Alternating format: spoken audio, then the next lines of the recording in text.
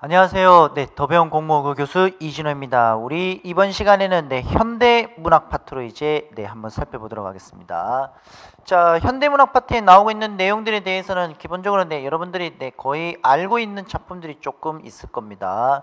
우선 1번, 2번과 3번, 4번은 저희가 그 이론 부분에서 이제 2권에서 한번 다뤘는 내용이 되겠죠, 거기. 자, 우선 1번 문제를 보면은 윗글에 대한 설명으로 옳지 않은 내용이 나타나고 있는데, 3번을 보시면은 윤동주의 참여력에 대해서는 감정이입의 기법은 없습니다. 기본적으로 3번이 정답이 되겠고, 자, 그리고 2번 문제에서 말을 하고 있는 거울의 상징적인 의미는 자아 성찰에 대한 매개체로 작용이 되는 것이 되겠죠. 그렇기 때문에 4번이 정답이 되겠습니다. 말 그대로 자아 인식을 위해 자기의 본성을 들여다보는 도구로 상징을 한다는 4번이 정답이 되겠죠. 4번. 자, 그 다음에 3번 문제는 백석의 여승이라는 작품으로서 이 작품은 풍자적인 성격과는 거리가 멉니다.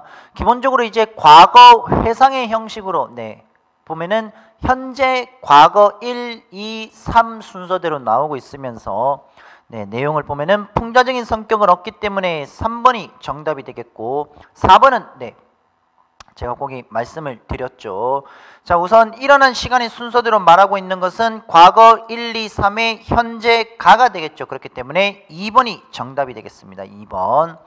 자, 그 다음에 5번에서 7번 문제에 나오고 있는 신석정의 꽃덤불이라는 작품을 보게 되면은, 자, 이 작품은 기본적으로 내용을 읽어보시면은 일제강점은 분명히 지났습니다. 우리가 그렇게 바라던 태양, 말 그대로 지금 일제강점은 지금 벗어났는데, 일제강점을 벗어나고 난 뒤에 우리는 남과 북으로 나뉘게 되고 이데올로기, 이념 대립이 벌어지게 되면서 진정한 의미에서 지금 광복이 이루어지지 않았다라는 것을 말하고 있는 것이 바로 작가의 주제가 되겠습니다. 자, 거기 보면은 우선 여러분들 긍정과 부정이라는 시연을 우리 우선 나누게 되면은 7번 문제와 관련이 되는 것이죠. 우선 1년을 보면은 태양 긍정이 됩니다. 그 다음에 두 번째 2행을 보면은 태양을 등진 곳 당연히 부정이 되겠죠. 2연을 보면은 밤이라는 시어가 나오는데 밤이라는 시어 부정이 되겠습니다. 그리고 헐어진 성터가 나오고 있는데 헐어진 성터 부정이 되겠습니다. 그 다음에 오롯한 태양이라고 해서 2연의 4행을 보게 되면은 말 그대로 완전한 주권, 완전한 우리 민족의 화합에 해당하는 것으로서 이것은 긍정이 되겠죠. 자, 그 다음에 이제 3연을 보게 되면은 그러는 동안에 영영 잃어버린 것은 죽음을 맞이한 친구, 그러는 동안에 멀리 떠나버린 것, 즉 조국을 등질 수밖에 없었던, 그 다음에 3행을 보면은 마음을 팔아버리다, 몸도 팔아버리다 라는 내용이 나타나고 있는데 변절과 변심 정도로, 친일 정도로 여러분들이 생각을 하시면 되겠습니다. 자, 그러는 동안에 36년이 지나갔습니다. 1, 2, 3, 4 여기까지가 과거가 되겠죠. 마지막 이제 5연이 현재가 왔는데 다시 우러러보는 이 하늘은 긍정이 되겠습니다.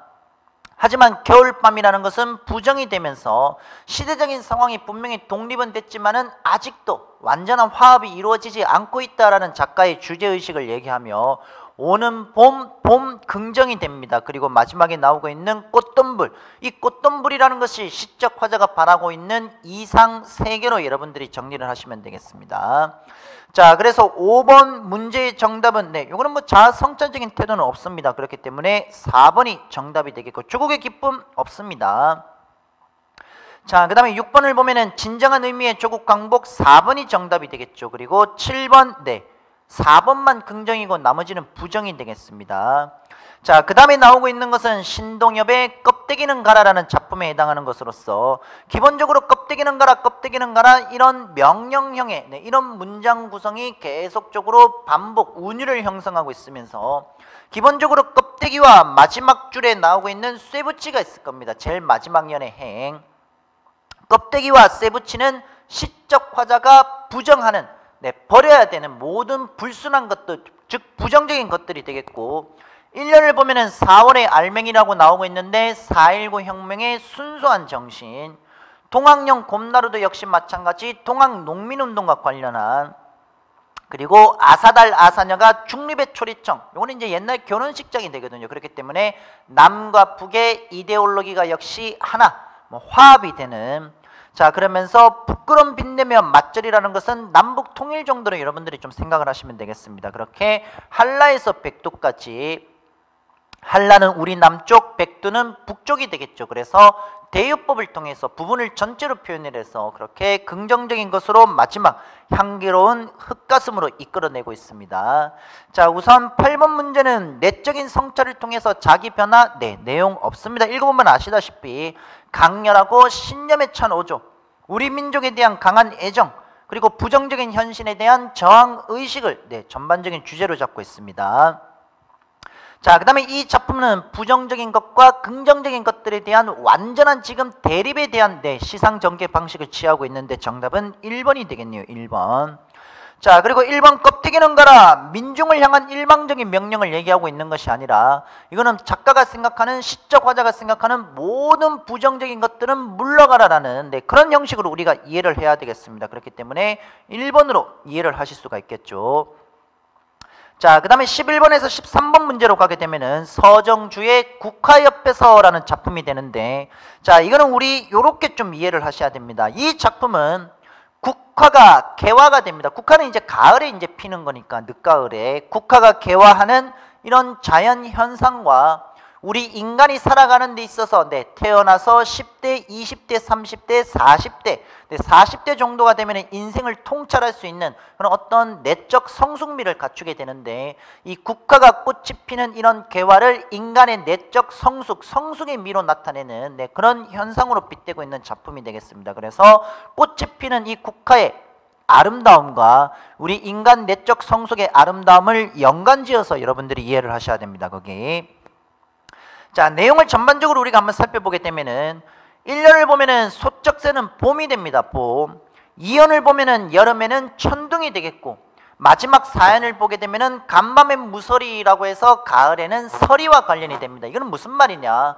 국화라는 꽃이 개화를 하는 데 있어서 꽃이 피는 데는 봄에는 이런 인연, 여름에는 이런 인연, 가을에는 이런 인연을 통해서 국화꽃이 이렇게 핀다라는 말 그대로 하나 국화의 개화에 대해서 인과관계를 보여주고 있는 것이고, 마지막 3년을 보게 되면은 아쉬움의 가슴 조이던 멀먼 젊음의 뒤안길, 이 젊음의 뒤안길이라는 것은 젊은 날의 방황 또는 젊은 날의 갈등 정도로 이해를 하시면서 이제는 돌아와, 이제 어떤 시련을 극복을 한 거죠. 그러면서 거울 앞에, 거울은 당연히 자아 성찰의 매개체가 되겠습니다. 그렇게 거울 앞에 선 내 누님같이 생긴 꽃, 말 그대로 지금 이 국화를 누님같이라고 표현을 하면서 누님이 지니고 있는 인간의 삶, 이 성숙된 모습을 비유하고 있는 것으로 여러분들이 이해를 하시면 되겠습니다. 그래서 11번의 정답은 일정강점경우는 전혀 관련이 없습니다. 그래서 3번이 되겠고, 자, 그리고 12번 문제는 국화꽃이 피기까지 인생의 원숙미를 지금 이야기를 하고 있는 것이죠. 그렇기 때문에 4번이 정답이 됩니다.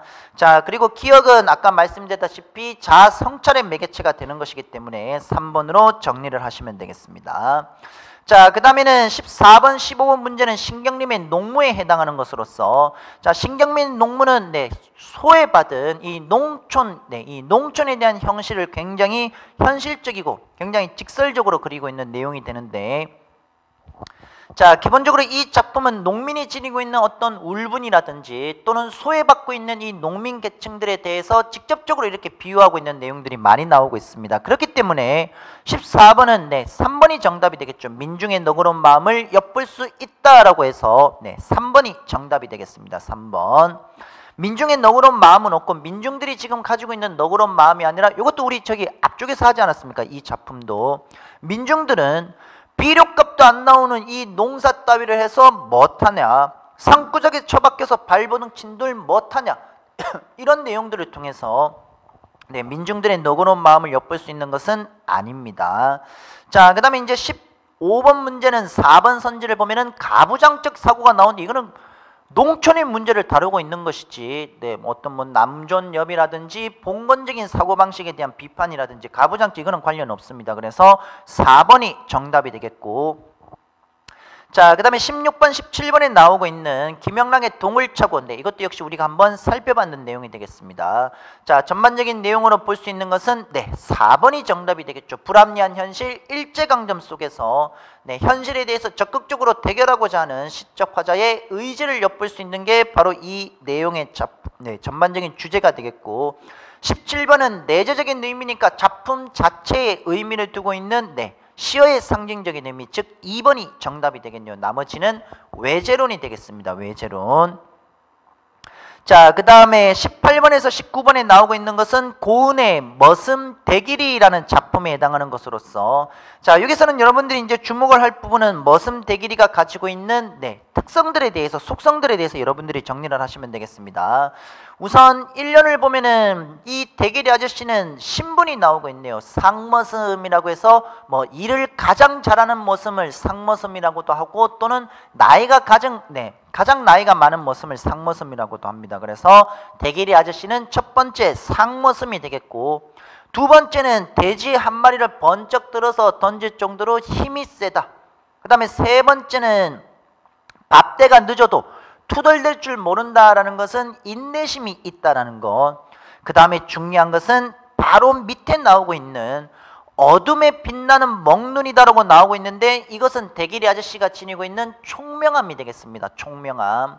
대길이 아저씨는 일제강점 속에서도 네, 우리나라 글을 포기하지 않고 열심히 공부한 사람이 되겠죠. 이분 때문에 나는 대길이 아저씨 덕분에 가갸거겨, 요거는 대유법이 되겠죠. 부분을 전체로 표현하는, 뭐를 표현하느냐, 당연히 한글을 표현하게 되겠습니다. 자, 그렇게 해서 장화홍련전을 주룩주룩 읽었는데, 장화홍련전은 한글 소설이 되겠습니다. 한글 소설. 일제 36년 지나간 뒤 한글 아는 놈은 나밖에 없었다. 이런 내용들을 통해서 우리는 일제강점 속에서 대길이 아저씨가 지니고 있는 총명함까지 우리가 한번 살펴볼 수가 있겠고, 그래서 이런 대길이 아저씨는 머슴 신분인데도 불구하고 어른들도 함부로 하지 못했던 사람이 되겠고, 그리고 이 대길이 아저씨는 혹접삼 큰 아기 마을 처녀에는 눈여기를 하지 않고, 즉 여자에 크게 관심이 없으면서 먼 바다를 바라보고 있는 겁니다. 이 바다는 대길이 아저씨에게 있어서 이상이 되겠죠. 근데 그 나도, 시적 화자인 나도 따라 바라보다라는 것은, 시적 화자는 대길이 아저씨를 스승으로 생각하고 있는 것으로 여러분들이 이해를 하시면 되겠습니다. 자, 그런데 이제 중요한 게 바로 밑쪽을 보면은 사람이 너무 호강하면은 저밖에 모른다, 또는 남하고 하는 세상, 남하고 함께 하는 세상이라는 것은 상부상조, 또는 우리 인간의 공동체, 네, 이런 속성을 얘기하고 있는 것으로서 18번 문제로 가게 되면은 2번이 정답이 되겠네요. 딱히 고도의 어떤 상징적인 기법이 나오고 있는 것은 아닙니다. 대길이 아저씨가 지니고 있는 네, 행동이라든지 대길이 아저씨가 지니고 있는 이런 총명함에 대해서 이야기를 하고 있는 거지, 상징적인 기법을 통해서 주제를 전달하고 있는 내용은 없습니다. 19번은 마지막에 나오고 있는 남하고 함께 사는 세상, 2번이 정답이 되겠죠. 자, 그 다음에 네, 20번과 21번 같은 경우에 지금 내용을 보시게 되면은 뭐 다음 시에 대한 내용으로 뭐 옳지 않은 것은 이라고 해서 나타나고 있는데, 네, 딱히 부끄러운 삶에 대해서 후에 통하는 내용을 주제로 하고 있는 부분은 분명히 네, 딱히 지금 나오고 있는 것은 없습니다. 이 시의 내용과 크게 부합하는 내용은 아니고, 21번을 보면은 내 마음은 호수다라고 해서 은유법이 되겠죠. 네, 은유법 골라주면 되겠습니다. 그래서 21번의 정답은 2번으로 여러분들이 정리를 하시면 되겠습니다. 자, 그 다음에 22번과 23번 문제는 최두석의 성의꽃이라는 작품으로서 네, 이 작품도 이제 민중시를 대표하고 있는 작품이 되겠습니다. 거기 보면은 성의꽃이라고 나오고 있는데, 네, 이 성의꽃이 이제 어떤 꽃이나 이제 실제 세상에 없는 꽃입니다. 시적 화자가 부여하고 있는 상징적인 의미가 되는데, 이 겨울 같은 경우는 버스 안과 있고 버스 밖에 있다라고 했을 때 안과 밖에 이런 기호 차이 때문에 성에, 근데 이 날씨가 너무 춥다 보면 이게 이제 얼게 되는 거죠. 그 어는 성에를 성의꽃이라고 비유를 하고 있습니다. 긍정적인 시어가 되겠습니다. 자, 거기 보면은 세 번째 행에 엄돈 혹한일수록, 말 그대로 우리 서민들, 평민들이 살아가는 데 있어서 굉장히 혹독한 시련 정도가 되겠죠. 자, 그러면서 지금 서민들이 나오고 있으면서 이런 서민들에 대해서 내용을 쭉 이렇게 진술을 하다가 성의꽃 한 입 지우고 이마, 즉 버스 차창에 이마를 대고 뭐를 생각하느냐? 오랫동안 함께 길을 걸었으나 지금은 면회마저 금지된 친구여 라고 해서 마지막 부분에 작가의 주제의식이 좀 들어가고 있습니다. 정답은 부정적인 현실이 되겠죠. 부정적인 현실. 이 면회마저 금지된 이런 어떤 사회적인 현실, 그런 거 여러분들이 좀 생각하시면 되겠습니다. 자, 22번 문제를 보면은 3번 선지를 보면은 부정적인 현실이 분명히 나오고 있습니다. 하지만은 적극적으로 저항하고 있다. 적극적으로 저항하고 있는 내용은 없습니다. 그리고 유리창이 나오고 있는데 이 유리창이라는 것은 서민들의 생활이라든지 또는 이제 면회마저 금지된 친구, 이런 세상을 바라볼 수 있는 매개물로 작용이 되고 있는 것이고, 자, 그 다음에 24번과 25번 문제로 가도록 하겠습니다. 유치원의 작품이 되겠죠. 생명에서. 자, 이 작품을 보면은 우선 첫 번째 일련을 보면은 분명히 이 작품은 시적 화자가 뭔가 자기 내적 갈등을 지니고 있으면서 머릿속에서 뭔가 해결하고 싶은 문제가 있는데 그게 지금 제대로 해결이 되지 못했기 때문에 삼행, 병든 나무라고 해서 비유를 통해서 나를 이렇게 화자를 표현하고 있는 것이죠. 그러면서 여기에서 해결이 안 되기 때문에 거기 또는 저기로 설정을 해서 거기로 설정해 둔 부분이 바로 기억에 나오고 있는 아라비아 사막이 되겠습니다. 사막은 이연에서 나오고 있는 것처럼 한 번 뜬 태양이 계속해서 장렬을 하고 이런 형식으로 지금 거기라는 것은 아주 극한의 상황이 됩니다. 그러면 이게 무슨 말이냐? 시적 화자는 지금 문제를 해결하기 위해서 여기서 지금 내가 있는 현실에서 지금 이 공간에서 해결이 안 되기 때문에 거기라는 이 아라비아 사막이라는 극한의 공간으로 설정을 해두고 거기서 문제를 해결하고 싶은 것이죠. 하지만 거기 보면은 알라의 신이라고 해서 이제 신이 나오고 있는데 이 신도 밤마다 고민한다는 내용이 나오고 있습니다. 이 말은 무슨 말이냐? 시적 화자가 고민하고 있는 것이 결국 쉽지 않은 문제 해결이라는 것과 마지막 사면까지 그렇게 보시면 되겠습니다. 24번에서 나오고 있는 것은 향토적인 정치인데 크게 이미지를 사용하고 있는 것은 없습니다. 자, 그 다음에 이제 기억은 아라비아 사막이 되는데, 이거는 이제 생명파에 해당하는 이제 작품이기 때문에 인간의 근원적인 물음, 인간의 고독이라든지 또는 생의 본질과 관련 있는 내용이 나오겠죠. 그러면은 생의 본질, 생명의 본질 2번이 정답이 되겠습니다. 2번. 자, 그리고 26번을 보면은 길이 끝나는 곳에서도 길이 있다라고 나오고 있는데 마지막까지 여러분들이 쭉 내용 자체는 그렇게 어렵지는 않습니다. 읽어보시면 알다시피 이 부정적인 상황이 있지만 이 부정적인 상황에서 그치는 것이 아니라 이거를 내가 좀 더 연계하고 연결해서 뭔가를 극복해 나가는 그런 형식으로 여러분들이 이해를 하셔야 되겠죠. 그래서 2번이 정답이 되겠고, 자, 그 다음에 27번과 28번에 나오고 있는 것은 황지우의 새들도 세상을 뜨는구나 라는 작품이 되겠습니다. 자, 이 작품은 기본적으로 현실에 대해서 뭔가 지금 반어법을 통해서 우리가 지금 이상을 가지고 있는데 이 이상에 대해서 지금 결국은 극복을 하느냐 아니면은 좌절을 하느냐, 현실 수능이냐 좌절이냐, 현실 수능이냐 아니면은 저항이냐는 여러분들이 보셔야 되는데 마지막을 보면은 주저앉는다라고 지금 표현을 하고 있습니다. 이 주저앉는다 같은 경우는 결국 현실 수능으로 바라봐 줘야 되겠죠. 자, 27번 문제를 보게 되면은 풍자하고 있는 대상으로 옳지 않은 것은 일단 1번은 아닙니다. 민중을 계몽, 이 민중계몽과는 전혀 관련이 없습니다. 2번에 보면은 조국애를 강조하고 있는 군사정권이 나오고 있는데 위에 보면은 1열, 2열, 3열, 횡대, 이 군대에서 쓰는 용어가 되는 것이겠죠. 군대에서 쓰는 용어들. 자, 그렇기 때문에 지금 군사정권을 비판하고 있는 것은 맞습니다. 자유가 억압된 우리의 현실 맞고 획일된 문화, 이것도 역시 맞습니다. 그래서 정답 1번으로 보시면 되겠습니다. 자, 28번은 외제론이 되겠네요. 외제론. 2번을 보니까 당시의 획일적인 군사 문화의 문제점을 현실 반영론의 입장으로서 외제론이 되겠고, 나머지는 화자, 그 다음에 화자의 처지, 그 다음에 시상전개, 이런 것들은 작품 안에 있는 내재론이 되겠습니다. 그래서 2번이 정답이 되겠고, 29번 문제에 나오고 있는 것은 정지용의 장수산이라는 내용이 되는데, 여러분들 이 정지용의 장수산이라는 것은 기본적으로 일제강점기 속에서 장수산이라는 아주 깊고 고요한 하나의 공간을 설정해 두고 이 장수산이 가지고 있는 절대 고요, 이것을 주제로 잡고 있는 작품이 되겠습니다. 29번은 작가가 틀렸네요. 이거는 정지용이 되겠습니다. 정지용만 바꾸면은 4번 선지는 맞는 걸로 볼 수가 있겠죠. 그래서 4번이 틀렸고, 장수산이 가지고 있는 것은 내용을 읽어보면은 우쩔중이라는 사람이 나옵니다. 이 우쩔중이라는 것은 현실 세계를 초월 또는 달관한 사람에 해당하는 것으로서 욕심이 없는 사람 정도로 이해를 하시면 되겠습니다. 자, 그런 부분에서 정신적인 세계를 암시하고 있다.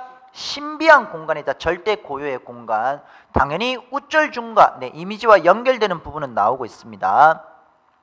자, 그런데 뭐 역동적이라기보다는 이 장수산이 지니고 있는 절대 고요이기 때문에 정적인 이미지로 여러분들이 생각하는 것이 분명히 맞습니다. 자, 그 다음에 이제 31번 문제로 가게 되면은 이청준의 눈길이 되겠죠. 자, 이 이청준의 눈길을 보게 되면은 이청준의 눈길은 나가 등장을 하게 되겠고, 그 다음에 어머니를 노인으로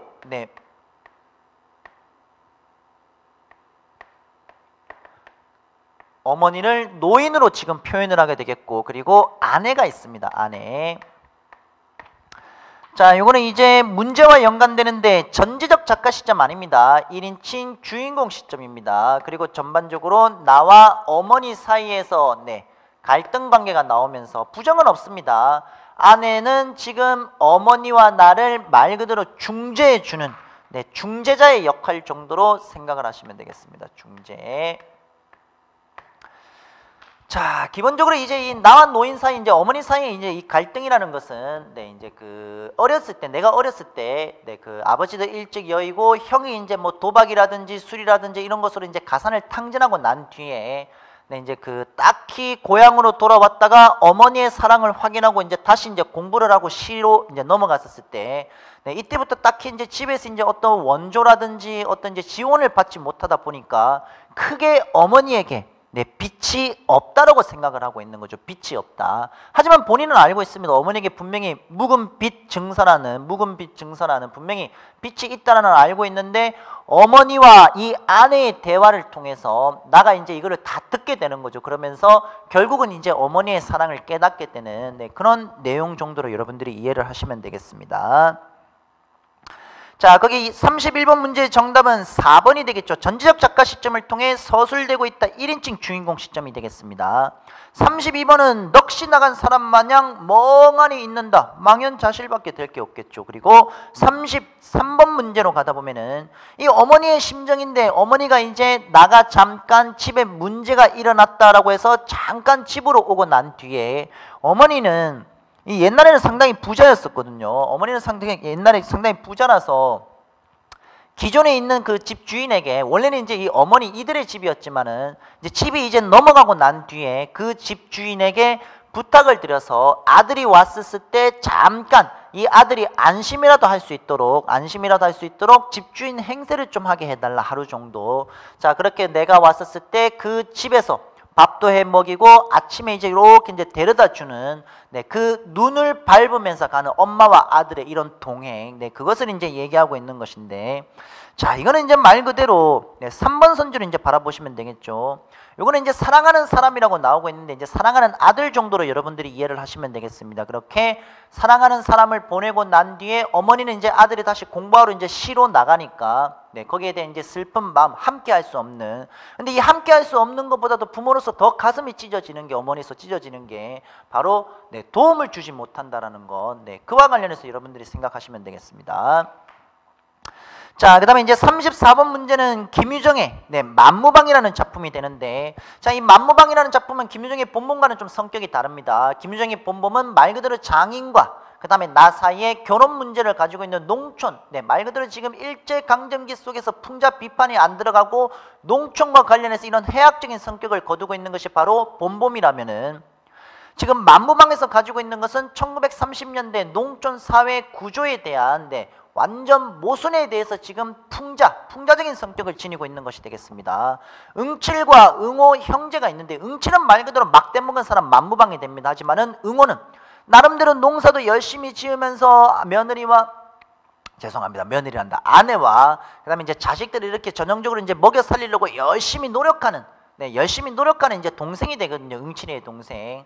근데 이 응호가 자신이 이렇게 소작농으로서 농사를 지었는데 결국 못 되고 다 주고 나면은 자기에게 돌아오는 게 없습니다. 그러다 보니까 이제 가을이 되면은 별을 베고 추수를 해야 되는데 이거를 하지 않습니다. 그러면서 밤에 몰래 별을 훔쳐가는 거죠. 자기가 그렇게 1년 가까이 농사를 지으면서 했던 이 별을 자기가 이렇게 훔칠 수밖에 없는 이런 사회 구조적인 모순, 농촌에 대한 모순. 자, 그래서 이 응칠이는 나름 그러니까 응호가 보고 싶어서 잠깐 돌아왔을 때, 네, 동생의 그 농사 지었는 그 벼가 없어지니까 본인이 이제 의심을 받게 되는 거죠.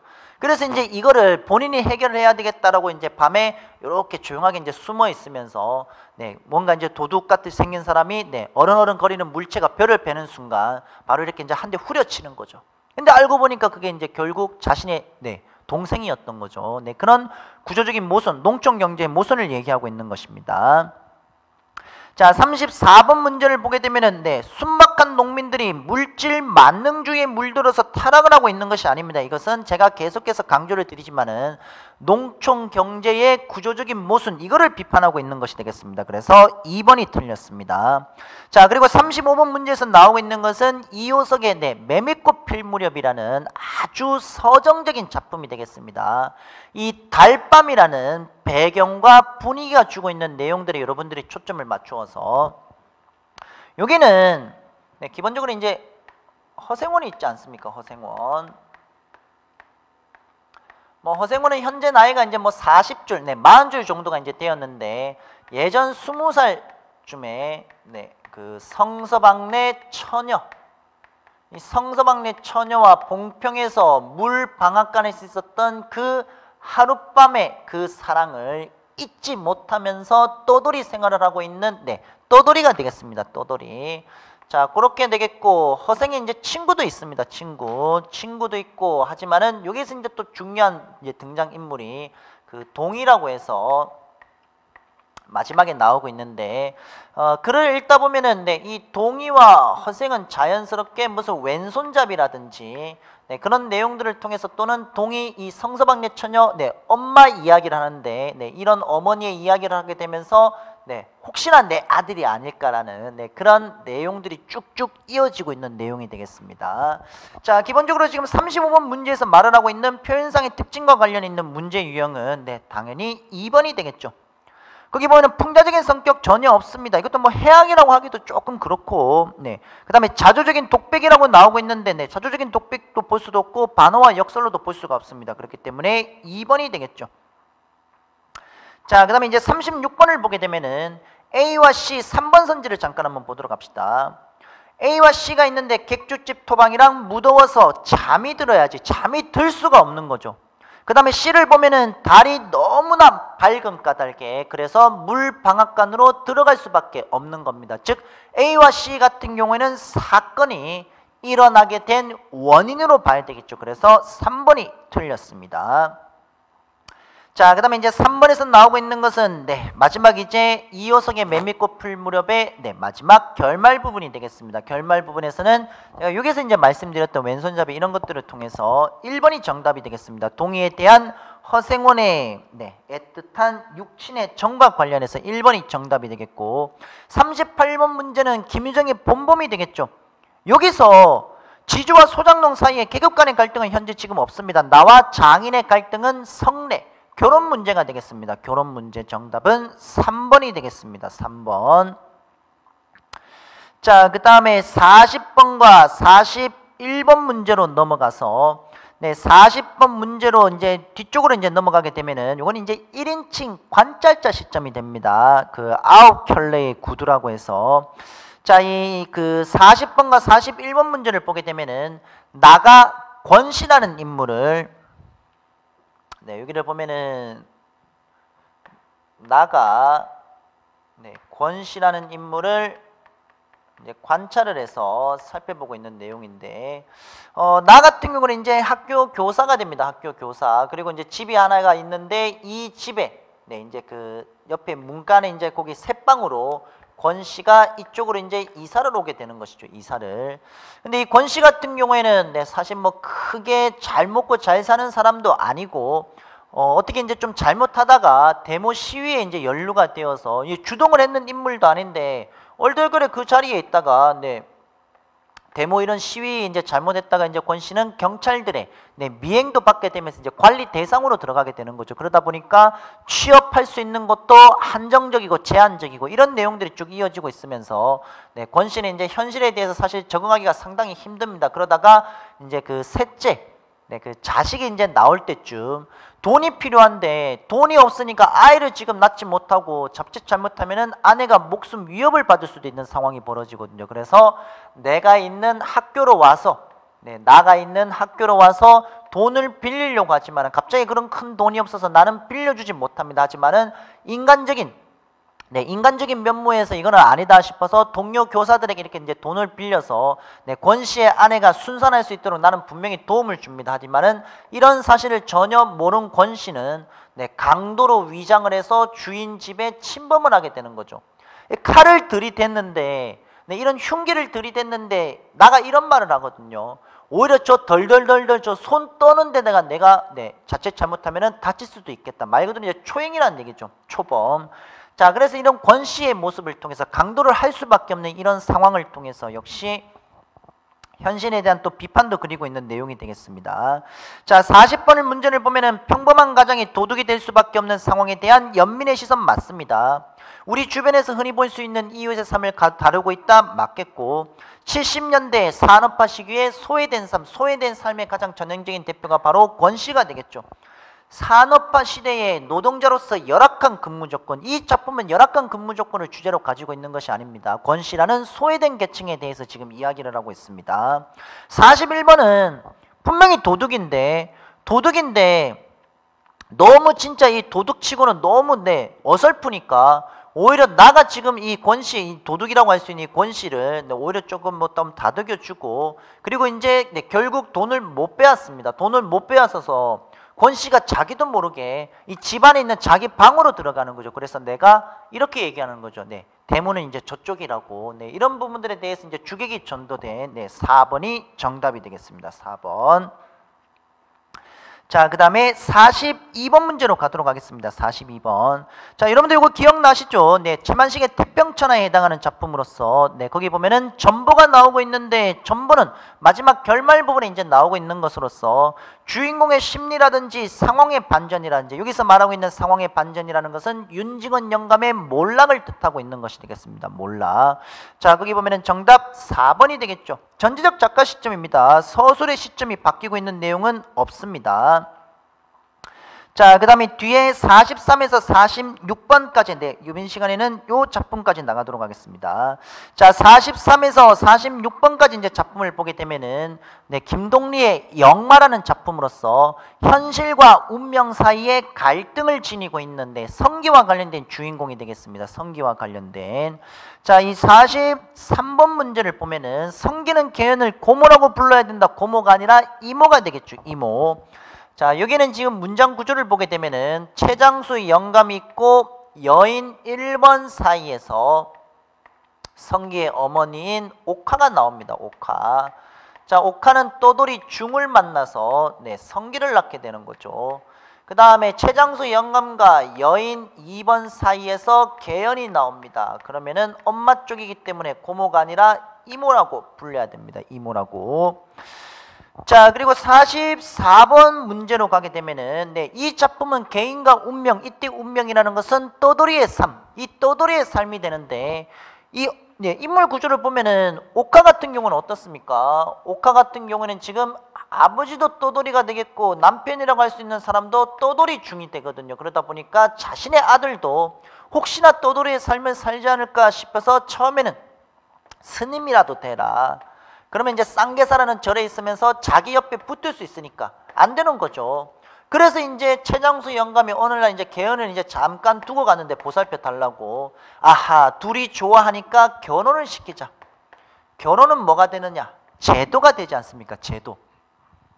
즉 제도를 통해서 정착을 시키고 싶었는데 귀 밑 사마귀, 개연 왼쪽 귀 밑 사마귀 있는 것을 바라보면서 이제 아는 거죠. 얘는 내 이복동, 그러니까 배가 다른 동생이다라는 거. 그것을 알고 나서 결국은 결혼을 못 시킵니다. 그렇게 개연은 울면서 네, 구레라는 지역을 이제 떠나게 되는 것이고, 그렇게 성균이 이런 아픔을 이제 겪고 나서 네, 결국은 여판 하나 맞춰주라는 말을 통해서 현실의 수능, 네, 현실을 받아들이는 그런 인물 정도로 여러분들이 생각하면 되겠습니다. 그래서 4번이 정답이 되겠고, 45분도 그렇게 보시면은 네, 3번이 오답이라는 거 바로 이해가 가실 겁니다. 46번까지. 자, 그래서 우리 이번 시간에는 네, 46번까지 네, 현대 소설 일부분까지 우리가 한번 살펴봤습니다.